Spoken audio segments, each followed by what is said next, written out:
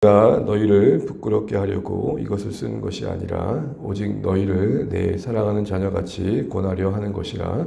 그리스도 안에서 일반 스승이 있으되 아버지는 많지 아니하니 그리스도 예수 안에서 내가 복음으로써 너희를 낳았음이라. 그러므로 내가 너희에게 권하노니 너희는 나를 본받는 자가 되라. 이로 말미암아 내가 주 안에서 내 사랑하고 신실한 아들 디모데를 너희에게 보내었으니 그가 너희로 하여금 그리스도 예수 안에서 나의 행사 곧 내가 각처 각 교회에서 가르치는 것을 생각나게 하리라. 어떤 이들은 내가 너희에게 나아가지 아니할 것 같이 스스로 교만하여졌으나 주께서 허락하시면 내가 너희에게 속히 나아가서 교만한 자들의 말이 아니라 오직 그 능력을 알아보겠으니 하나님의 나라는 말에 있지 아니하고 오직 능력에 있음이라. 너희가 무엇을 원하느냐? 내가 매를 가지고 너희에게 나아가랴. 사랑과 온유한 마음으로 나아가랴. 아멘. 감사합니다. 인사 나누시겠습니다. 복 많이 받으십시오. 함께 기도하며 감사합니다. 네, 오늘 고린도서 15번째 시간입니다.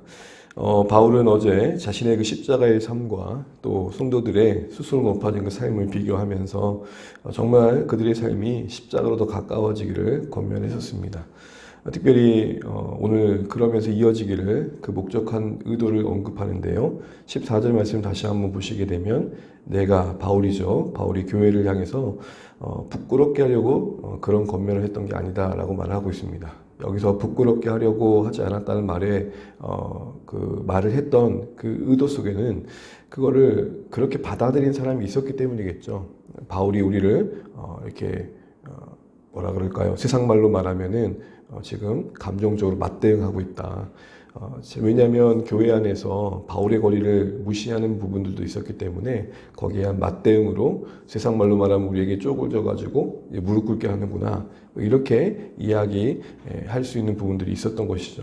바울은 혹시라도 그렇게 받아들일까봐 오해하지 말라고 말하면서 그 마음의 중심을 나눌 때 뭐라고 얘기하고 있냐면 난 너희를 사랑한다. 나는 너희를 복음으로 낳았지 않느냐라고 말하면서 아비의 마음으로 그들에게 권면하는 것임을 밝히고 있습니다. 앞서 말씀드린 것처럼 스스로 이미 왕노릇 하던 성도들이었습니다. 그때의 왕노릇은 진짜 왕다웠다는 말보다는 허황된 만족과 안일에 빠져 있음을 의미하는 거였죠. 한마디로 풍자 언어입니다. 그런 뉘앙스로 바울은 이야기했던 것이죠. 그 반면에 자신은 십자가의 삶을 살고 있음을 피력했었습니다. 그만큼 성도들은 제대로 된 양심과 판단이 있었다면 그 말을 듣고 좀 부끄러워했어야 될 것입니다. 사실은 우리가 변하려면 수치를 좀 경험해야 됩니다. 그러나 그 수치 그 자체는 목적이 아니죠. 바울도 그런 마음이었던 것입니다. 그래서 그들이 얼마나 하나님의 은혜로부터 멀어졌는지, 본래의 하나님께서 목적하신 삶으로부터 멀어졌는지를 깨닫고 돌이키길 원하는 마음이었던 것이죠. 그런 의미에서의 부끄러움이었습니다. 부끄러움 그 자체가 목적이 아니고 비난 그 자체가 목적이 아니라는 거죠. 일부러 부끄럽게 해서 모욕을 끼치는 게 목적이 아니었던 것입니다. 오늘날 대중들이 막 비난을 하잖아요. 그래서 사실은 그 비난이 건강한 방향으로 가기보다는 모욕을 주려고 할 때가 얼마나 많습니까? 바울은 지금 그런 차원이 아니라는 것을 재차 언급합니다. 그들에게 영적인 유익을 끼치려고 했던 것이죠. 그래서 그리스도를 따르는 삶을 온전히 회복하기 원하는 마음이었던 것입니다. 그런 의미에서 본다면 아비의 마음으로 더 나은 자 되길 바라는 간절한 사랑의 발로라 할 수 있을 것입니다. 이런 의미에서 바울은 지금 성도들을 대할 때 단순히 그들의 행동을 통제하는 데 목적이 있지 않음을 보게 됩니다. 그들의 행동을 교정하는 데 목적이지 않습니다. 아비의 마음을 꺼낸 것은 적어도 성도들을 대할 때 그가 볼 때 사도로서 성도들의 어떤 겉모습이 뭔가 자기가 그래도 양육했던 사람들답게 행동이 바뀌길 바라는 그런 정도에 머물러 있지 않습니다. 단순히 바울의 말이면 네 이런 마음으로 바울은 지금 이야기하는 게 아니라는 것이죠. 다시 말해 바울은 자신의 말을 듣지 않는 것에 또 자신의 권위가 무시되는 것에 속상해하지 않습니다. 자신의 권위가 훼손당하는 것을 변명하는데 사실은 오늘 본문에 어떤 언급도 없습니다. 다만 아비의 마음으로 안타까운 거죠. 여기서 중요한 것은 바울의 관심이 성도들이 어떤 행동 하나 바꾸는 게 목적이 아니라 그들 마음에서부터 변화가 시작되길 바랬던 겁니다. 왜죠? 진짜 참된 행동의 변화는 마음에서부터 시작되기 때문입니다. 그 마음의 변화라는 것은 바로 이런 것일 겁니다. 하나님 앞에서 자신들의 실존을 재차 확인하는 거죠. 영적인 현실을 제대로 인식하고 그 결과 잇따를 수밖에 없는 하나님의 은혜와 긍휼을 구하는 자리에 서기를 바라는 겁니다. 그런 의미에서 조금 넓게 적용해 본다면 우리가 영적인 어떤 권위자로서 누구에게 권면을 할 때라든지 또 성도가 성도 간의 어떤 교훈을 나눌 때라든지 또 부모가 자녀를 양육할 때 관심은 뭡니까? 얼마나 저 사람이 내 말을 들어주냐가 아니라 얼마나 저 사람의 마음에서부터 변화가 일어나느냐라는 거겠죠. 그래서 자주 해서는 안 되는 말 중에 하나가 저도 늘 실수하는 말이지만 몇 번 말하니 도대체 몇 번째야? 라는 말들입니다. 이 말의 의미는 뭡니까? 왜 이렇게 행동이 안 바뀌는 거야? 라는 거 아닙니까? 또 이 말을 한 발자국 더 나아가면 너는 스스로 할 수 있는데 왜 못하는 거야? 이런 말 아니겠습니까? 물론 어느 부분에서는 우리에게 주신 어떤 인식 속에서 어떤 양심과 판단 속에서 할 수 있겠지만 기본적으로 이런 겉면에서 상실하고 있는 부분은 놓치고 있는 부분은 뭐죠? 우리가 죄인이라는 것이죠. 사실은 어른된 우리도 몇 번 들어도 똑같은 자리를 맴도는 영적인 현실이 있음에도 불구하고 나보다 어린 사람에 대해서는 늘 우리가 그들의 행동을 통제하는 쪽으로 갈 때가 참 많다는 것이. 하나님의 은혜가 필요해. 너가 말한 대로 지키기 위해서는 주님의 도우심이 필요해. 네가 안 되는 부분을 두고 우리 같이 한번 기도해 볼까? 이런 식으로 우리가 권면하면 얼마나 좋을까라는 것이고 바울도 사실은 그런 마음으로 아비의 마음을 꺼내 들었던 것입니다. 그래서 자신과 교회의 관계를 다시 한번 재차 확인했던 것이죠. 우리 15절 말씀 같이 한번 읽어볼까요? 시작. 그리스도 안에서 일만 스승이 있으되 아버지는 많지 아니하니 그리스도 예수 안에서 내가 복음으로써 너희를 낳았습니다. 지금 바울은 고린도 교회의 특별한 관계를 다시 한번 상기시켜주고 있는 겁니다. 모든 게 그렇지만 관계가 제대로 돼야 되는 것이죠. 관계가 제대로 되지 않고 옳음을 말할 때 항상 그 옳음은 수용되기가 어렵습니다. 그래서 바울은 다시 한번 교회 성도들에게 잊고 있을 만한 기억을 하나 떠올리게 하는 겁니다. 내가 복음으로서 너희에게 찾아갔고 주의 은혜가 있어서 너희를 이렇게 교회로 세워주신 거 아니겠니? 수많은 스승들이 있을 겁니다. 그러나 바울이 교회를 세웠다는 것만큼의 사실은 변함없는 사실인 거죠. 우리도 이 땅에 살아가다 참 여러 영적 스승들을 만나지만 나에게 복음을 전해주는 사람 딱 한 사람이잖아요. 내가 예수 믿도록 도와주는 사람 딱 한 사람인 거죠. 자녀에게 부모가 한 분인 것처럼 말이죠. 바로 그런 특별한 관계를 바울은 재차 강조하면서 그 전하고자 하는 의도가 왜곡되지 않기를 바라고 있습니다. 항상 이게 늘 어렵습니다. 진심을 나눈다는 게 왜 이리 또 어렵는지 말하는 나 자신도 헷갈릴 때가 있고 듣는 자들도 여러 결례 오해 속에서 그것을 받아들이다 보니까 올곧게 받아들인 경우는 참 많지 않고 왜 저럴까라는 생각으로 받아들일 때가 참 많은 거죠. 그럼 바울은 그런 오해가 없기를 바라면서 아비의 마음을 재차 강조하기 위해 복음으로서 그들을 낳았다는 그 사실을 다시 한번 특별한 그 관계를, 그 남다른 관계를 언급하고 있는 것이죠. 그러면서 16절에 권면을 다시 한번 재차 이어가기를 이렇게 말합니다. 그러기에 내가 그런 아비의 마음으로 너에게 권하는 내용이 뭐냐? 너희는 나를 본받는 자 되라 라는 것이죠. 이때 본받음의 의미는 무엇입니까? 그 내용이 무엇이죠? 앞에도 말했던 것처럼 너희가 이미 안일함과 헛된 만족에 배불러서 왕인 것처럼 행동하는데 우리의 삶은 진짜 왕이신 예수님을 따르고 높이고 순종하는 것이다. 이렇게 다시 한번 이야기를 했던 것이고 그 삶을 같이 가자라는 것입니다. 다시 말해서 나를 좀 봐. 나 대단하잖아? 사실은 그런 자랑이 아니라는 것이죠. 만약 그게 자랑이었다면 바울은 지금 모순에 빠진 겁니다. 왜요? 자기를 지도자를 통해서 자랑하려는 자들을 지금 교훈하고 있는데 거기에 자기를 자랑하는 것으로 이끈다는 건 말이 안 되는 것이죠. 한마디로 지금 바울의 이런 도전 속에는 어떤 자신의 영적 자반심을 드러내고 있는 게 아니라 자기를 나타내고 자신을 추정하라고 이야기하고 있는 게 아니라 나를 본받으라는 말이 나를 추정하라 이 말이 아니고 되려 복음에 합당한 삶을 권면하고 있었던 것입니다. 다시 말해 오늘 이 바울의 나를 본받으라 이 말의 의미 속에는 책임의식이 담겨 있다는 것입니다. 어떤 면에서요? 바울은 자신이 전한 복음과 그 복음에 합당한 삶이 분리되지 않기를 원하고 있는 것이죠. 이렇게 말하고 있지 않습니다. 내가 전했던 말을 기억해라. 여기서 멈추지 않고 나를 봐라. 나는 내가 전한 그 복음의 말씀대로 삶으로 담아내기 위해 이렇게 애쓰고 있어. 바로 그것을 이야기하고 있는 것입니다. 자신이 선포한 복음과 자신의 삶이 분리되지 않았음을 이야기하면서 그런 삶으로 그들을 이끌고 있는 것이죠. 바울의 선교의 사역은 늘 언제나 말로 선포하는 복음이 중요했던 만큼 자신의 삶으로 복음의 진리를 드러내고 실증해내는, 증명해내는 일에도 관심을 늘 놓치지 않았던 것입니다. 삶을 통해 자신이 전한 복음의 실천적인 의미가 확증되지 않으면 마치 그것은 빈 껍데기였음을 알았기 때문이죠. 여러분, 삶이 없는 복음은 공허한 것이죠. 또 한편 삶만을 너무 강조하고 복음이 없으면 무력합니다. 어쨌든 오늘 바울은 그 복음과 삶이 함께 통합되어 있는 자신의 삶의 모습을 부족하지만 이야기하면서 그런 삶의 방향으로 고린도 교회 성도들을 인도하고 있는 것입니다. 이런 면에서 우리에게 다시 한번 생각해 볼 것은 주일의 말씀에도 주님께서 두아디라 교회에게 내가 너희에게 다른 짐을 준 적이 없다. 이 말씀을 하시면서 뭐라고 말씀하셨습니까? 내가 내게 맡긴 것, 내 일. 다시 말하면 복음의 원래적인 본질에 집중하라고 말씀하십니다. 교회의 존재 목적에 집중하라고 말씀하시는 것이죠. 이런 의미에서 신자로서 우리가 가장 짊어져야 할 짐 중에 하나는 수많은 활동들이 아니라 하나님과의 관계에 집중하는 거고, 또 복음의 삶에 내 삶을 정말로 점검해 보는 것이죠. 그래서 일상에서 나는 신자로서 살아가는 삶에 얼마나 관심을 갖고 있느냐는 것입니다. 내가 알고 있는 삶이 삶이 되는데 얼마나 나는 애쓰고 있느냐는 것이죠. 그럼 여러분, 우리가 이렇게 본질에 집중하고 들었던 복음의 말씀이 삶이 되기 위해서 필요한 게 뭘까요?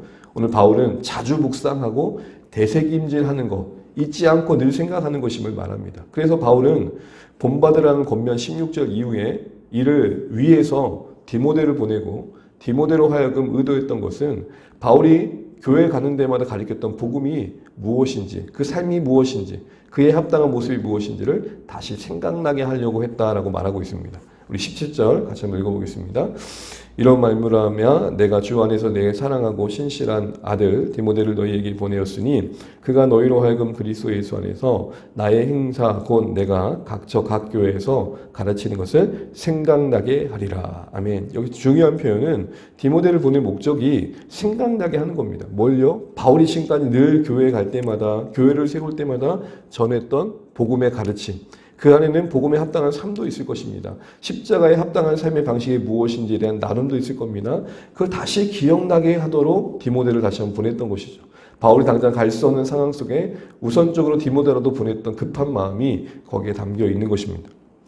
서로에게 다시 한번 십자가의 삶을 기억나게 함으로 순종의 자리를 이끌고자 했던 의도가 담겨 있는 것입니다. 이런 겉면에서 우리는 다시 한번 생각해 보게 되는 게, 교회가 공동체로 존재해서 서로에게 주어져야 할 유익 중에 하나는 무엇이냐면 서로를 통해서 십자가의 삶을 기억나게 할 필요가 있다는 것입니다. 아, 내가 저 장로님을 보니까, 저 권사님을 보니까, 아, 맞아, 복음에 합당한 삶의 모습은 저런 거지. 마치 꺼져가는 모닥불 장작이 다시 불 가까이에 가면 불이 살아나듯이 서로가 서로에게 일상이 지쳐있고 분주하며 상실되었던 내 중심적인 삶을 어느새 살다 보니까 잃어버렸던 복음의 섬김, 복음의 희생, 복음의 나눔의 삶이 무엇인지를 사랑하는 성도님들 통해 보고 배우는 게 필요하다는 것을 오늘 디모데를 보낸 바울의 모습에서 확인하게 되는 겁니다. 우리가 교회로 모였을 때에 내가 말하진 않지만 저분의 삶을 보니까 맞아, 저렇게 해야 되는데, 바로 이런 어떤 서로의 잔잔한 격려가 교회 안에 필요하다는 것이죠. 서로에게 생각나게 하는 겁니다. 예수님의 모습이 바로 저런 건데, 주님을 따른다는 게 저런 건데, 이게 바로 우리에게 필요하다는 것을 바울의 겉면에서 생각해 보게 되는 것이죠. 그런데 이런 바울의 의도와 다르게 교인들의 일부 중에는 바울이 다시 오지 않을 거라는 지나친 자기 확신 중에 바울의 말에 기똥냥하지도 않고 그냥 자신의 삶을 고수했던 자들이 있었던 것 같습니다. 그래서 바울은 자신의 방문의 가능성을 열어놓고 경고합니다. 그리고 정말 중요한 게 무엇인지 다시 한번 이야기하는 게 18절에서 21절에 나오는데, 한마디로 영적 긴장감 늦추지 말고 너희들이 오늘의 행동에 책임을 준 모습이 있으면 좋겠다라고 이야기하는 겁니다. 우리 18절, 21절 말씀 읽으면서 말씀 마무리해 보겠습니다. 함께 읽습니다. 어떤 이들은 내가 너희에게 나아가지 아니할 것 같이 스스로 교만하여 줬으나 주께서 허락하시면 내가 너희에게 속히 나아가서 교만한 자들의 말이 아니라 오직 그 능력을 알아보겠으니 하나님의 나라는 말에 있지 아니하고 오직 능력에 있음이라. 아멘. 바울은 지금 18절 상반절 보는 것처럼 어떤 일을 언급합니다. 일부 중엔 바울이 올 거라 전혀 생각하지도 않고 있고, 그러기에 바울의 겉면과 또 디모데를 보면서까지 교회를 다시 한번 새롭게 하려는 그 어떤 의지에 전혀 합당하지 않은 모습을 보였던 이들이 있었습니다. 그들은 뭐라고 말하냐면 스스로 교만해졌다는 겁니다. 무슨 말이죠? 자기 판단과 자기 생각 속에 자기의 삶에 무책임한 행동을 했다는 것입니다. 그런 그들에게 바울은 주께서 허락하신다면, 무슨 말이죠? 하나님께서 길을 열어주신다면 내가 속히 나아갈 것이고, 그렇게 스스로 잘못된 삶을 고수하고 있는 자들의 교만한 자들의 모습에서 확인할 것이다. 그들에게 진짜 십자가에 합당한 삶이 있는지 없는지를. 그러면서 그들에게 뭘 얘기하냐면 21절에 보게 되면, 제가 20절까지 읽었는데 21절에 보게 되면 이렇게 말합니다. 너희가 무엇을 원하느냐? 내가 매를 가지고 너희에게 나아가랴. 사랑과 온유한 마음으로 나아가랴. 이 무슨 말입니까? 그들의 행동이 바울이 찾아가는 모습을 바꿀 거라는 것이죠. 너희들이 만약 자신의 삶을 바꾸고 돌이킨다면 나는 정말 사랑과 온유의 마음으로 나가겠지만 여전히 그 잘못된 삶을 고수하고 있다면 나는 매를 들고 가는 모습일 것이다 라고 이야기를 하고 있는 것입니다.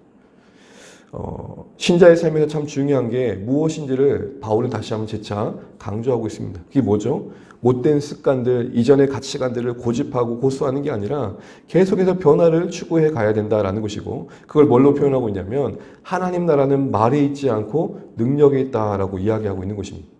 신자의 삶에서 참 중요한 것은 멋들어지게 떠들어대는 말이 아니라는 것이죠. 멋있어 보이는 어떤 모습이 아니라는 겁니다. 어떤 화려한 은사, 지혜가 아니라 정말 십자가의 복음이 그의 삶을 통해 드러나고 있느냐라는 것입니다. 분열이 있는 곳에 화합을 만들고, 세상적인 자랑이 있는 곳에 겸손함을 만들고, 은혜 안에서 서로를 소중히 여기는 그런 복음에 합당한 삶이 있느냐라는 것이죠. 특별히 여러분 여기서 하나님의 나라를 능력에 초점을 두고 있다는 사실에서 주목해 봐야 됩니다. 하나님의 나라를 단순한 위로, 어떤 감동, 감정의 회복, 힐링, 기적, 신비적인 체험으로 정의하고 있지 않고 능력으로 말하고 있습니다. 이 말이 뭡니까? 복음은, 하나님의 나라는 옛 우리의 모습을 십자가에 철저히 못 박고 새로운 모습을 만들어내는 혁명적인 말씀이라는 것이고, 그만큼 급진적인 말씀으로서 우리 가운데 경험되고 있는지를 돌아봐야 한다는 것입니다. 한마디로 복음을, 하나님의 나라를 능력으로 표현하고 있는 것은 정말 우리가 신앙 안에 있다는 것이 무엇인지를 보여주고 있다는 것입니다. 십자가에 달리신 그리스도를 닮은 모습이 나타나고 있느냐라는 것이죠. 이런 면에서 우리가 한번 우리 자신의 삶을 돌아보면 좋겠습니다. 우리에게 신앙은 단순한 어떤 감동, 위로, 어떤 체험, 내 삶의 주변을 바꿔내는 어떤 방법 정도에 머물러 있지 않은지. 여러분, 기독교 신앙의 본질은 뭐냐?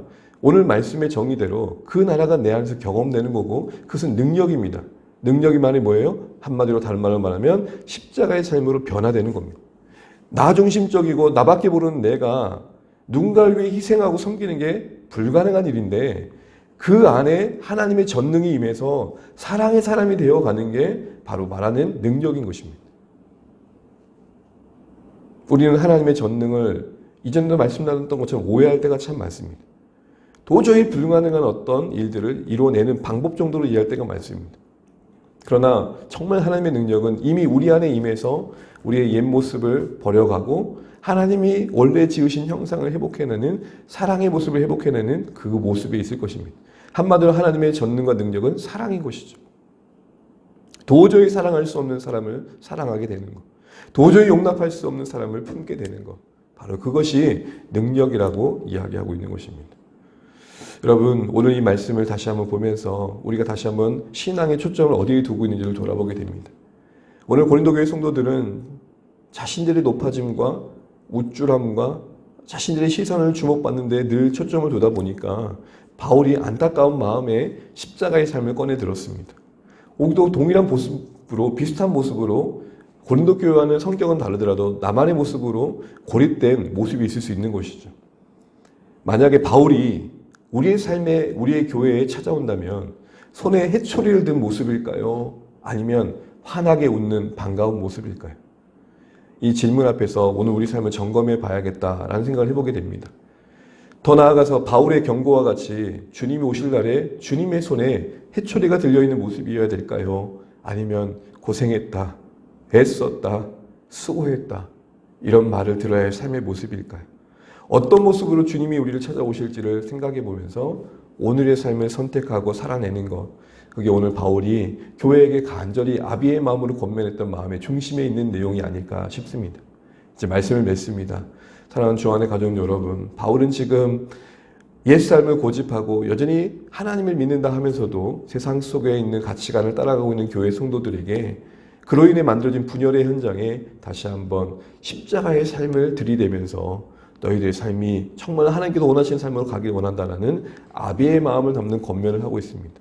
그들을 부끄럽게 하는 그 자체의 목적이 있지 않습니다. 비난과 모욕의 목적이 있지 않습니다. 정말 그들이 부끄러움을 지나서 새로워지길 원하는 것이죠. 여러분, 정말 우리가 영적으로 초라함을 경험하지 않고서는 주님 앞에 낮아질 길이 없는 것이죠. 우리가 늘 우리를 대단히 여기다 보면은 하나님의 말씀 앞에서 우리가 낮아짐을 경험하지 못하면 내가 이런 꼴이구나, 이 모양이구나를 경험하지 못하면 하나님 앞에 다음 단계를 걷기가 어려운 것이죠. 바울은 그런 마음으로 정말 그런 부끄러움을 지나서 하나님께서 원하시는 삶을, 그 능력을 회복하길 원한다라고 경고하고 권면하고 있습니다. 그러면서 내가 내 손에 회초리를 들면 좋겠니? 아니면 사랑과 온유함으로 너희를 맞이하면 좋겠니? 라고 묻는 겁니다. 그건 우리의 삶의 질문인 것이죠. 우리 각자의 삶을 이 질문 앞에 돌아보시면서 주님 맞이하시는 그날에 주님 품 안에서 위로와 눈물을 닦아주시는 그 은혜를 누릴 수 있는 삶이 될 수 있도록 오늘도 우리의 삶이 십자가의 삶에 더 가까워지기 위해 애쓸 수 있는 오늘 하루하루 되시기를 주님의 이름으로 축복합니다. 찬양하겠습니다. 찬송가 322장입니다. 322장 찬양 드리고 기도하시겠습니다.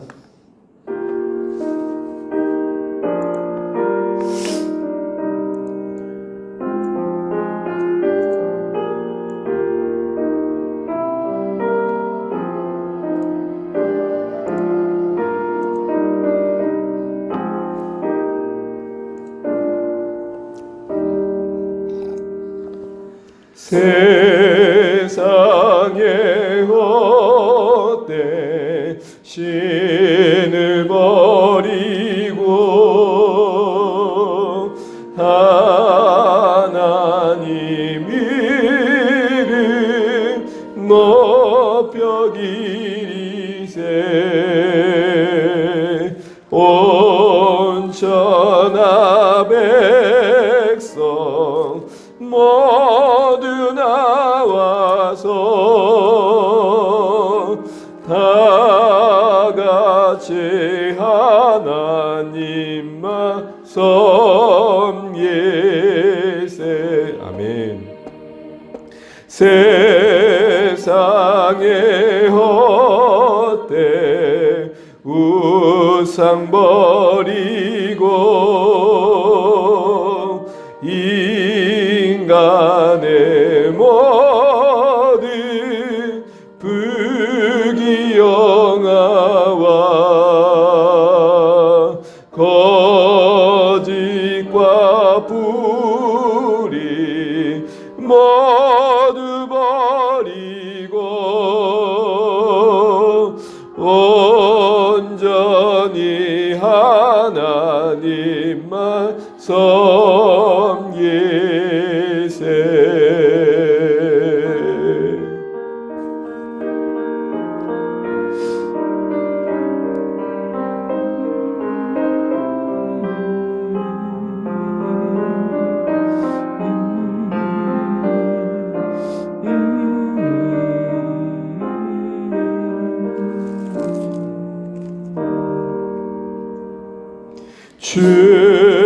주님의 백성 서로 헤아려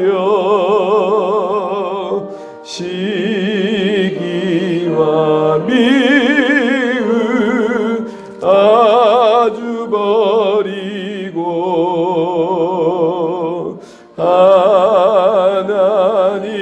하나님만을 홀로 섬기는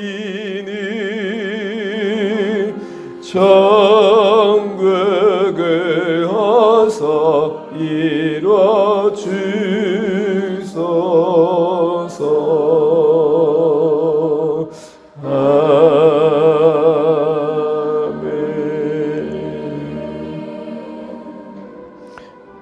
지금 우리 또 주신 말씀 붙들고 기도하겠습니다. 하나님, 오늘 바울이 고린도 교회 형제들을, 성도들을 바라보면서 아비의 마음으로 찾아가 권면하고 그들이 십자가의 삶을 회복하기를 원하는 마음을 담아내는 것을 듣게 됩니다.